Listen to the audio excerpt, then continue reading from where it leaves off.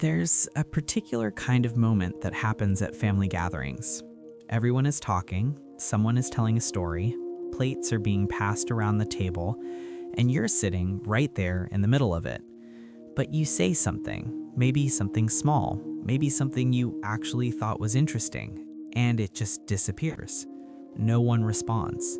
The conversation keeps moving, like you never spoke at all.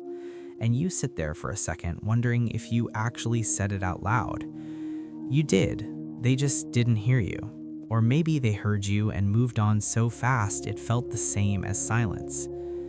And somewhere beneath the noise of that room, something in you goes very quiet.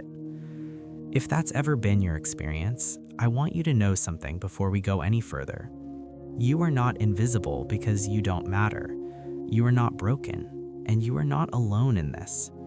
Today, we're going to explore the psychology behind why certain people feel invisible within their own families. Not to assign blame, not to diagnose anyone or hand you a script for a difficult conversation, but to help you understand what's actually happening beneath the surface. Because understanding it, really understanding it, changes something. It takes a feeling that's been sitting heavy and unnamed and gives it a shape you can finally work with. Let's start at the beginning, because this kind of invisibility rarely starts in adulthood. For most people who experience it, it has roots that go back much further than they realize. Family systems, the way psychologists describe the patterns and roles that develop inside families over time, tend to organize themselves around certain people and certain needs. Usually the loudest needs, the most visible struggles, the personalities that take up the most space.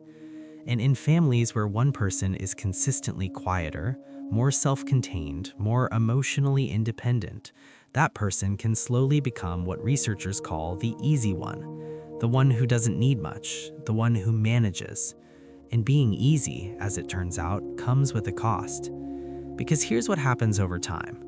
When you don't make noise, the family stops listening for you. Not out of cruelty, not always out of neglect, but because the nervous system of a family, the invisible web of attention and energy that holds it together, learns to route itself toward wherever it's needed most.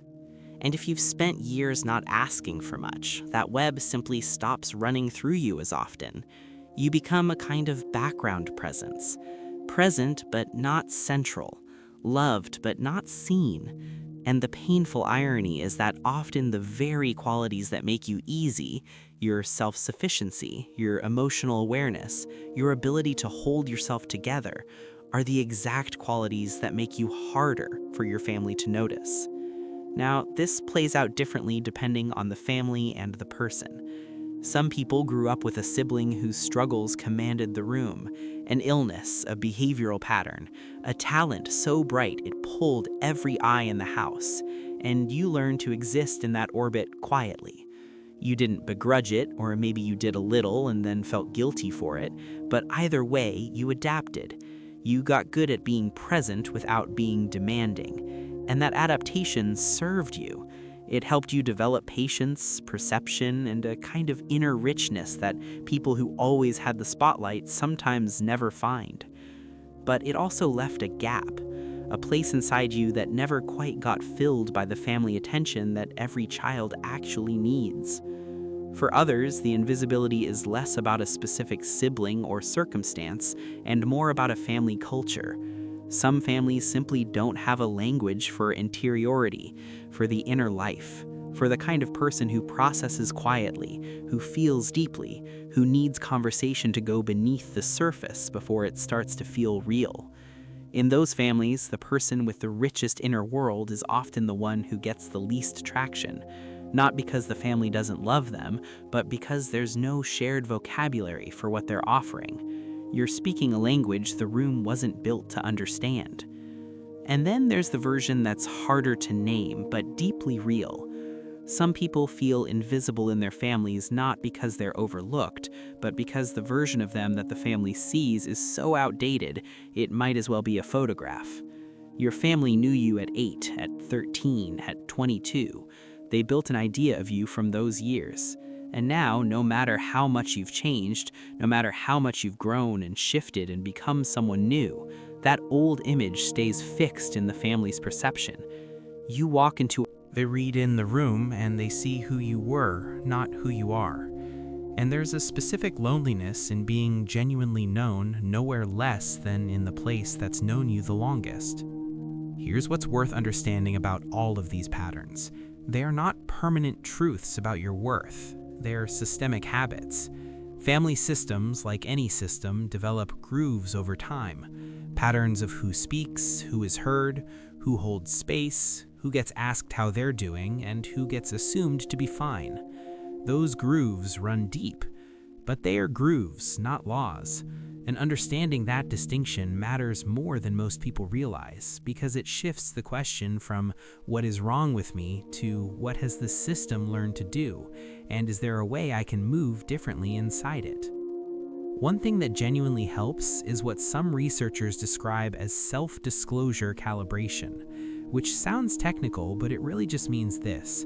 People who feel invisible in families often either withdraw completely or wait to be asked. They've learned to make themselves available only when invited, and because the invitation often doesn't come, they disappear. The shift, and it's a small one but a real one, is learning to offer yourself without waiting for permission. Not loudly, not dramatically, but intentionally. Saying the thing that's actually on your mind instead of the safe version. Bringing the real question to the table even if the family isn't used to that kind of question. Not to force connection, but to give connection somewhere to land. Because here's the quiet truth. You cannot be seen if you're hiding, and a lot of people who feel invisible have actually become extraordinarily good at hiding. Not on purpose, it happened gradually as a response to years of not being reflected back. You learn to keep the most real parts of yourself tucked away, somewhere safe, somewhere the family's inattention couldn't reach them, and that protected you. But protection and connection can't fully coexist in the same space. At some point, being seen requires the willingness to be a little exposed, not vulnerable in a way that feels unsafe, but present in a way that's harder to miss. It also helps to recognize that some of what you're looking for from your family may have to come from elsewhere, not as a defeat, not as a giving up on the relationship, but as an honest acknowledgement that not every family has the capacity to see every member fully.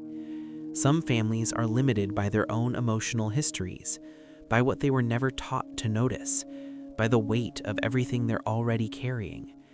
And the people in those families who need a particular kind of seeing, the deep, slow, attentive kind, sometimes have to find that outside the family first, in friendships, in chosen communities, in spaces where they walked in as themselves rather than as someone's child or sibling or the easy one. And once they experience being fully seen somewhere, it changes how they carry the family dynamic.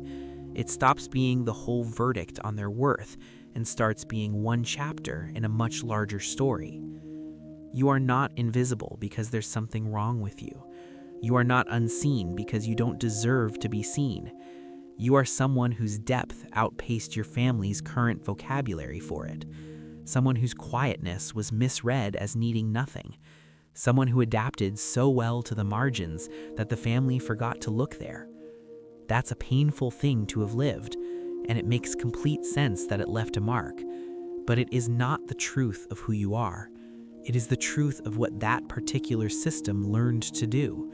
And systems can shift. Slowly, imperfectly, sometimes not at all. But the first shift always happens inside the person who finally understands what they've been navigating. You're not broken. You're not too much or too little.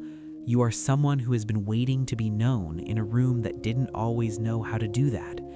And the fact that you're here, trying to understand it, rather than just survive it, that says something real about who you are.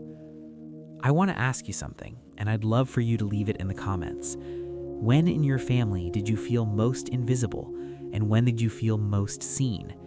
Those two answers together tell a story worth knowing. If this kind of honest, grounded psychology content resonates with you, subscribing means the next video will reach you when it's ready. We'll be going somewhere just as close to the surface next time, something else that lives quietly in the spaces between who you are and and who the world assumes you to be.